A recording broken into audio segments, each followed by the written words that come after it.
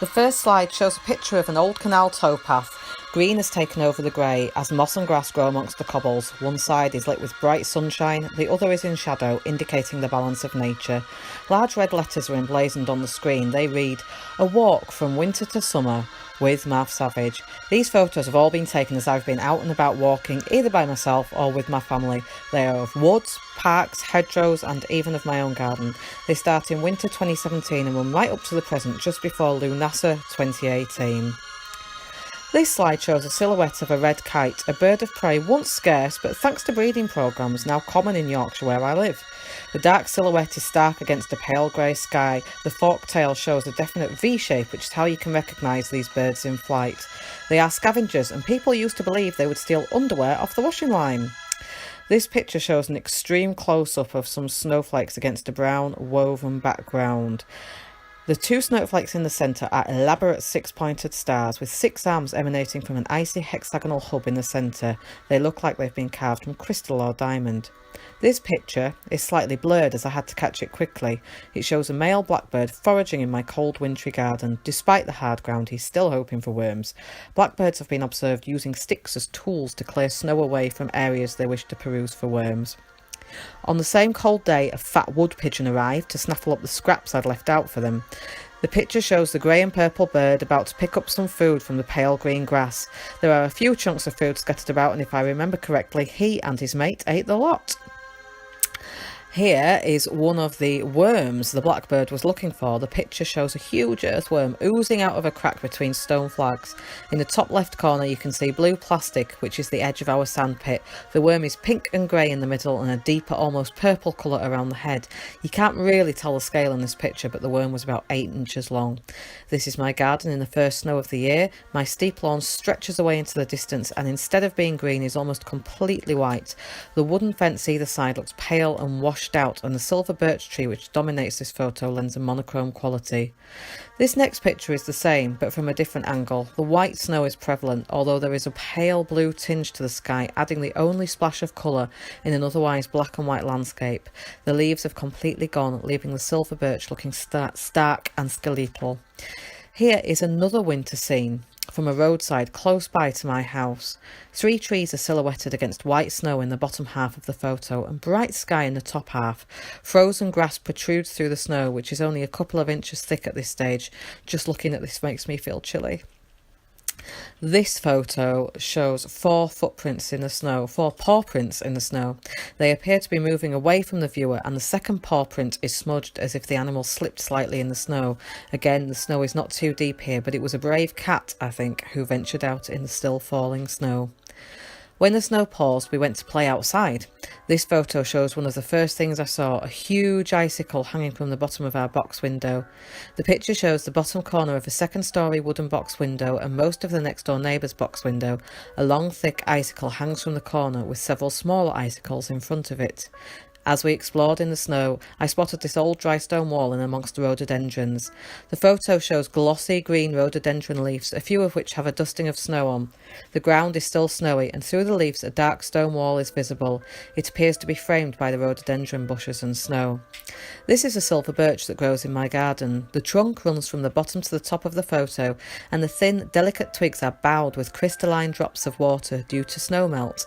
The business ends of besoms are often birch twigs, and they represent purification. Here we start the slow journey into spring. The snow has retreated, revealing short green grass. Flowers are blooming in the top half of the photo. From left to right we can see some tiny golden narcissi, some delicate bobbing snowdrops and 2 types of crocus. There is a clump of very pale purple crocuses with bright yellow stamens, and a darker purple flower is visible too. This next photo is of the same flowers but focused on the narcissi and the snowdrops, yellow and white, the colours of east, air and new beginnings. There are fallen leaves amongst the grass and the base of the tree is visible behind the flowers. This photo has zoomed in on the crocuses. You can see a little more detail, including the fact that each pale purple crocus has darker lines on it, like ribs etched along each petal. There are young dandelion leaves visible and some fresh green shoots which have not yet flowered.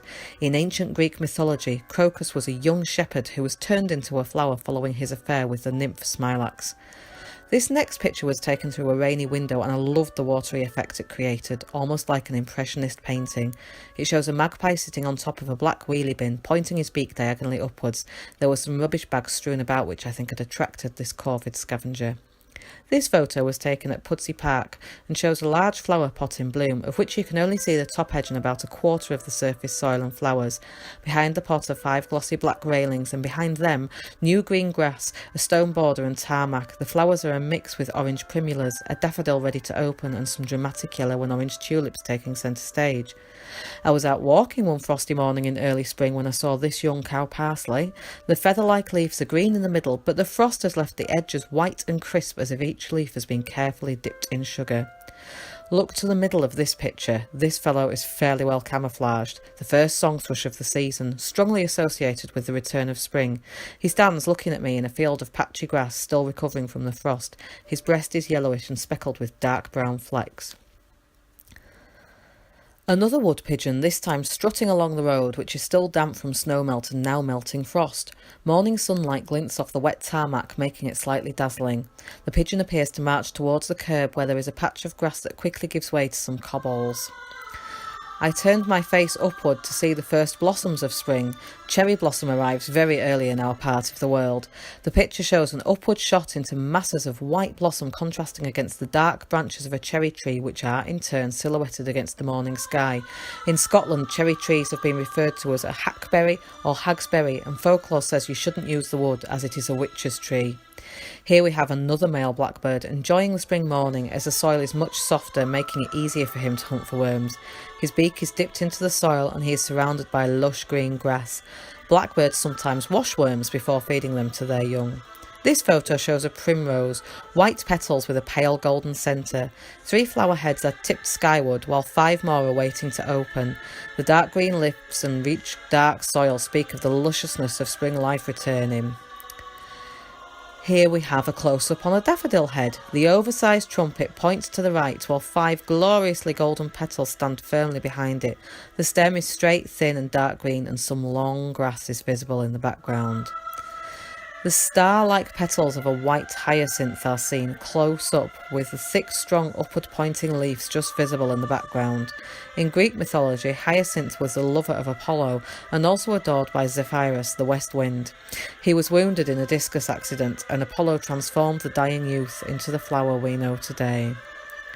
A tree on a foggy spring morning is grey and ghost-like, its branches stretching out like the pattern of capillaries or the nervous system.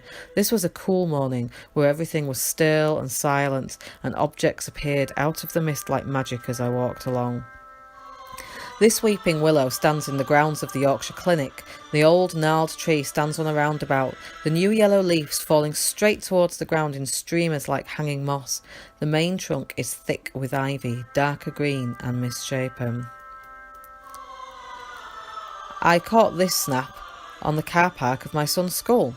A red kite had flown into a crow's territory, and at the top of the picture, against glorious blue sky, you can see the fierce crow chasing the much larger scavenger away. Crows are intensely territorial. In a local park, a noisy crow sits on a branch. He had been preening and his wing is slightly raised still where his beak had been carefully parting and tidying the feathers. I honour crows as symbols of Bave and the Morrigan, liminal birds of magic and prophecy. A male blackbird sits at the bottom of a fence of green metal railings. His bright yellow beak is tilted upwards as if he is thinking of taking flight. All around him are the spring beginnings of a hedgerow, goosegrass, dock and cow parsley. A riot of colourful flowers lean towards the right of the picture as if being buffeted by a spring breeze. Orange and red tulips look like fire incarnate. Dusky grey lavender spikes rise amongst them, and the occasional golden dandelion. 2 tiny blue flowers are closed almost tight, and a third is hiding away against slightly hairy stems and toothed overlapping leaves. This is Persian speedwell, growing at ground level amongst new green grass in the early spring. Another weeping willow, this one at Batley Park. The tree is lush and dripping with leaves, greenish yellow against a bright blue sky. and verdant grass below. A concrete path wanders in front of the tree. There is a stone slab with the name of the park and red bollards dot the way. More Persian speedwell, sometimes known as bird eye speedwell, as when the flowers open they are round and reminiscent of eyes. There is grass seed on one of the tooth leaves and the flowers are just starting to open.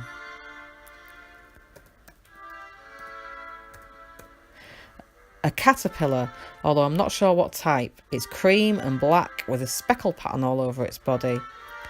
The black patches are larger on its back. It looks like it has cobwebs around it, but in fact has just started to make its cocoon. Here we see a close-up of some variegated leaves, which I believe are from a shrub in the cornus family. The middle of each leaf is bright green, edged quite erratically with a creamy colour.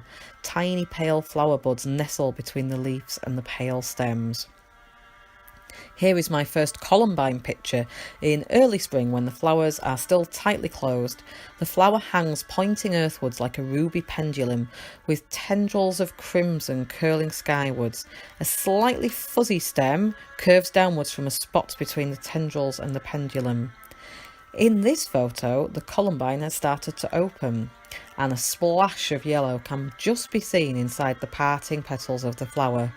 The lobed green leaves are also visible on this picture. Finally, the flower opens, revealing a layer of pale pink petals within the regal red, and a bunch of canary yellow stamens pointing outwards. Columbines represent love, and red ones can mean passion as well. They are associated with clarity of thought and courage. This magpie was on a verge by the side of the road. Look how much life is in this tiny bit of wayside grass. In the picture you can see the black and white magpie to the bottom right, surrounded by red clover, and behind him there are hundreds of ribwort plantains and several dandelions. These are ramsons, also known as wild garlic. They are often an indicator of ancient woodland, and these ones grow in the woods not too far from my home. The picture shows glossy, broad, long pointed leaves topped with bunches of white star-like flowers. This photo shows more ramsons, but a longer shot so you can get a feel for how they cover the ground. There are at least 70 individual flower heads and too many leaves to count. The dark soil is just visible at the left edge of the photo. The smell here was amazing, like walking past an Italian restaurant. Here we have some English bluebells, not to be confused with the Spanish version often found these days. The English native version has more of a lilac tinge to the petals and a slight pleasant aroma, whereas the Spanish version is unscented. This photo has zoomed in on the flowers of the bluebell a bit more, showing some details like the way the petals curl back at the ends in little loops, and the way each stem of flowers droops towards the ground. The leaves are much lower than the pendulous flowers and a lovely bright green. Here the camera has pulled out, showing just how many bluebells are growing in this part of the woods. Tiny patches of soil are visible, but mostly the ground is covered in waves of green leaves, with hundreds of spikes of bluish flowers dotted amongst the green. This shows a wider shot of our bluebell wood, known as Post Hill. A great tree branch, as thick as most trunks, reaches across the top of the picture. Several other trees are behind it, and beneath, in dappled sunlight, spring bluebells and ramsons are thriving. Folklore states that bluebells grow near the doors to fairy world. A view upward into two very large, very old oak trees. Even the leaves are large, and their distinctly lobed shape is clearly visible in places. The sun glints through a gap in the intertwining branches high above. The bark is thick and grooved, and the whole image is full of life. Looking down again, this photo shows the base of two trees and some ground cover, including mossy rocks, cow parsley, ransoms, and what I believe is some very young Himalayan balsam. Behind the two thick tree trunks, sunlight illuminates a path between distant trees. This is a close-up on a silver birch trunk that has been taken over by large bracket fungus. I believe these are birch polypore, but fungi is not my area of expertise, so do not quote me on that. The white bark is marked with black in patches, and 4 plate-like fungus protrude to the right. I believe this is a type of butterbur, so called because the huge leaves used to be used to wrap pats of butter in. The huge fan-like leaf is reminiscent of rhubarb, and indeed is atop a thick stem similar to rhubarb, but without the red tinge. There are holes in the leaf where something has been eating it. Just past the butterburs is a stream with a little bridge over it. This photo was taken from the bridge, showing the sunlit side of the stream. The water is shallow, and the pale brown bed of the stream is visible, including a rock that the water meanders around. Green leaves arch over the water, casting shadows on the surface. A hole in the base of a tree trunk, like a little cave or a doorway missing its door. I can't help but wonder what lives in here, and if it's of our world or not. Spikes of grass are studded around the door, and the rough texture of the tree bark is decorated with pale green moss. A hyssop flower poked through green leaves. The flower is like a tiny bottle brush, so pale pink it almost looks white. The leaves are a combination of surrounding dock with its clear central vein, and the smaller, paler leaves of the hyssop itself. The next picture shows a clearer shot of the flower and stem of the hyssop. The tall thin stem is topped with the pink bottle brush, and bluebells are visible in the background. Hyssop is associated with purification and protection against evil. Historically, hyssop was used for treating wounds and is still used today for bite and sting relief. The star of this picture is Welsh poppy. 2 pale yellow flowers with 4 petals each sit atop thin, hairy stems with the feather-like leaves almost at ground level. In between the poppies are goosegrass, nettles and Himalayan balsam. This is Jack by the hedge, or more commonly called garlic mustard. This is because it smells and tastes a little garlicky with the peppery hit of mustard. The toothed heart-shaped leaves come straight off a tall straight stem topped with a cluster of tiny delicate white flowers. This year the horse chestnut tree was so full of blossom it weighed the branches down. On this picture about 50 clumps of blossom point skyward, each candelabra made of dozens of pale pink flowers. The leaves in contrast droop towards the earth. A close-up on the horse chestnut flower. We always make a note of where we have seen the flowers so we can come back later in the year for conkers. Each pinkish flower is covered in fronds and the grooved leaves are clearly visible in the background. An opium poppy, red petals like an upturned flamenco dress, complemented by a centre so dark it's almost black. The leaves look like hairy ferns, and there is just a hint of blue on the right-hand edge of the picture that may be a cornflower. Thin dry grass grows up and around the poppy. A beetle, possibly a banded pill beetle, who visited us in our tent when we were camping in May.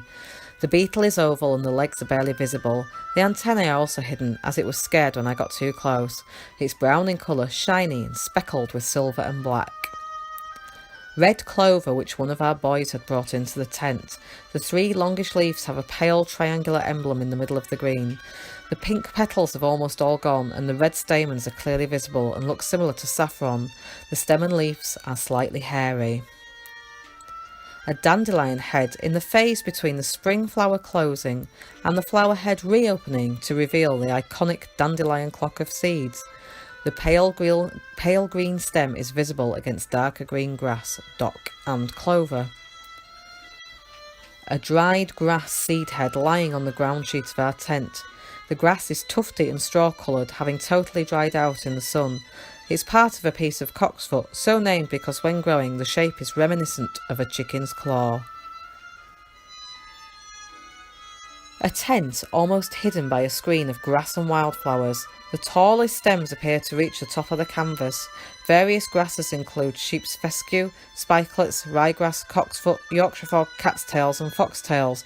There's also the odd splash of a yellow buttercup, and far in the background May blossom is visible on the hawthorn hedgerow. This photo shows a cluster of white flowers with creamy yellow centres against tiny oval dark green leaves. The stem arches away from a wooden fence and the rest of the plant is visible but blurred in the background. I believe this is a type of cotoneaster and will have berries in the autumn. The caterpillar we saw earlier in spring has now finished its cocoon. Hanging from the wooden fence is a shiny black and yellow pupa. The wooden fence in the background is a little mossy and green, and there is still a bit of the cobweb-like material around. A close-up of 3 daisies. They have closed for the evening, and the thin, white petals tinged with pink hold their yellow centres carefully. They are nestled amongst blades of dark green lawn grass. A yellow iron green looking up a yellow iron blue is an old riddle for a daisy looking up at the sun. This photo shows a buttercup. The 5 yellow petals are spread out so there is barely any overlap. There is a whirlpool of yellow stamens terminating in a tiny circle of green right in the centre of the flower. Buttercups are toxic to livestock, but they generally avoid eating them unless there's an absence of other food. From my garden, this is some young bindweed trying to wind its way around anything it can find. The leaves have a heart-shaped base and a point at the tip. Although beautiful, bindweed can strangle and smother other plants and will grow just about anywhere. The same bindweed from a wider shot. The heart-shaped leaves wind across the grass, hiding the strangling vines underneath, which are searching for something to wrap around and climb up. Around the bindweed is short lawn grass, and in the bottom left corner you can see the darker shoots of some brand new leaves. Some surprise ferns in my garden. The fern has an almost fractal quality, each leaf made up of individual opposite leaves, and each of those leaves made up exactly the same out of smaller leaves, and so on. The pale green ferns rise up from darker lawn grass, and the occasional dandelion leaf is visible. This photo shows a single blackberry blossom with several closed blooms behind. The petals are pale pink and the stamens are creamy and haphazardly arranged. The background is a blur of dark green leaves. Here is the cherry tree which overhangs from my neighbour's garden. The cherries are still green as it's early June, but they are large and promise some juicy fruit later in the year. The saw-edged leaves are lush and green and the twigs are glossy and dark. This picture is mainly green and grey, showing barley, a young elder and some foxgloves growing up against a concrete wall. The foxgloves lend a splash of bright colour, their bright pink trumpets tilted downwards and tinged with cream. Foxgloves are extremely toxic, but also utilised in heart medication. One of my favourite trees, the elder, known as a goddess tree, is incredibly bad luck to harm an elder tree, and even when taking flowers or berries, permission should be asked and gratitude given. We water the trees afterwards. This photo shows a spray of creamy white elderflowers against green leaves and some tiny green buds in the top left corner. A bumblebee enjoying nectar from a blackberry blossom. A tuft of goosegrass appears to the left and a couple of unopened buds hover to the right. The wings of the bumblebee look like they are made of glass. Every line is visible in them. The same bee, but moving upwards, gathering more nectar as it goes.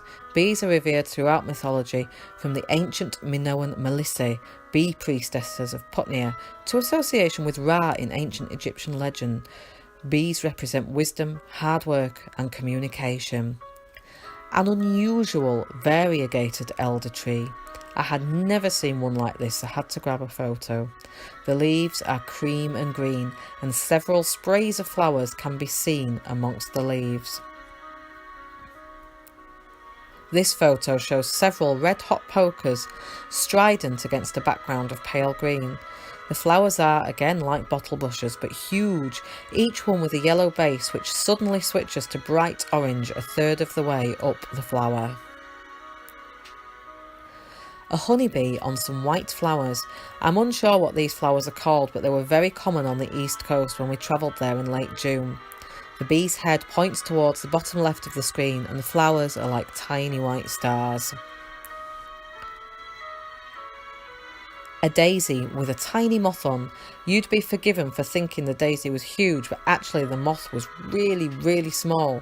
The centre of the daisy is egg yolk yellow and the tiny brown moth is like a little triangular scar on the white petals. The same towpath from the introduction slide. Without the writing over it, it's much easier to see the individual cobbles and just how much greenery is growing amongst the old stones. To the right and the foreground, some small white flowers rise above the green grass, which I think are chickweed. The towpath from a side angle. Here it is more in shadow and this section is less overgrown, so the cobbles are really visible. Oak branches growing low to the ground overhang and trail nearly to the stone floor. 2 tree trunks are just visible in the background. A cluster of 4 dog roses splashed with sunshine. In the bottom flower there is an orange ladybird with black spots. Dark green glossy leaves frame the flowers. The centre of each flower is pale brown and the overlapping petals are tinged with the faintest touch of orange. Young maple leaves against a blurred background of older, darker leaves. These leaves are from the Norway maple, common where I live. They are almost yellow in colour, tinged with red, but as they mature they will become a dark, rich green. A ladybird pupa on a dark green leaf. The veins of the leaf are yellowish and clearly visible. The pupa is in the final stage before it turns into a young ladybird, although will change again after this to harden its exoskeleton. Another poppy, this one more unusual as it is dark purple and has many layers of petals. This flower is similar to a peony, but like most poppies, is a single bloom atop a single stem. Some weeds grow around the flower, which is in a dark grey trough in front of a sunlit stone wall. Found in Leeds city centre, this huge pine cone sits on top of a grey box next to the pine tree it fell from. A black and gold litter bin is in the background and a road is visible beyond that. I like the theme of urban nature in this photo. This pine cone is from the same tree but had been in the shade and near the moist soil, so was much more closed up. The pale wooden leaves of the cone hide the seeds within, and the trunks of the pine trees are visible behind the cone, which is sat on a black metal fence. A seaside forager's delight. This summer treat is samphire. The picture shows a pile of green strands, seaweed-like and lumpy, in an old grey colander. The pale green mat stems brighten up when steamed or blanched and taste amazing with a bit of unsalted butter. A weedy pavement on the way to my local woods. The tarmac of the path is visible in the bottom right corner, and the rest of the picture is taken up with straw-coloured and green grasses and a splash of purple toadflax in the middle of the picture, leaning towards the path. Variegated leaves escaping from someone's garden. The main colour is a shiny green, speckled with a warm yellow. These leaves look thick, smooth and pointy. A member of the Acuba family, I think. It was a striking appearance escaping onto the local path. Another cotoneaster, this one now turning to berries as we move deeper into summer. The orange berries are grouped in threes, nestling among clusters of firm green leaves. 3 spikes of leaves and berries are in clear focus, whilst the rest of the bush is slightly out of focus in the background. This photo shows a spray of cow parsley, pale but bright against a dark green background of many different leaves. This photo was taken at dusk, and you can tell by the muted colours that the light was fading. This shot is aimed skyward to catch the silhouette of the sharp spike of a blackthorn. This blackthorn grows at the entrance to Post Hill Woods, and I will be visiting again later in the year to see if it has any sloes. The pale evening sky is visible behind chewed leaves and a sharp spike which protrudes from one branch almost right in the centre. Post Hill in the evening. The trees are dark, majestic shapes against the glow of the sunset behind them. The colours are a muted green gold, and the image has a dreamlike quality. Post Hill is not lit, so I rarely ever stay later than twilight, as once the sun disappears, it's truly dark. The bases of trees in Post Hill Woods alongside the path I was walking on. This path is rough, bare earth, a far cry from the smooth tarmac we saw earlier. The trees highlight that the ground falls away steeply to the left, and the sun is just visible still in the top left corner. The path eventually leads to a stream, and this picture shows the bed of the stream curving out to the right then over to the left, lined by trees which lean gently over the shimmering water.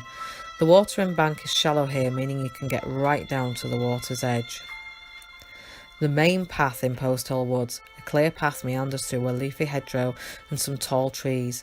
In the middle at the right, a bushy blackthorn reaches out into the path, whilst along the left, an occasional sprig of cow parsley towers over the ground cover. A vacant bird's nest. The soft woven bowl of grass, tiny twigs and soft woolen fur lies on a bed of dead rhododendron leaves, brown and yellow, fallen during the unexpected drought of early July. I found this in the hedgerow just opposite my front door. This is a season tree me and my son created. We love being in touch with nature, and this allows us to do that even when we can't go outside. I hope you've enjoyed. Have a wonderful Lughnasadh. Thanks for watching.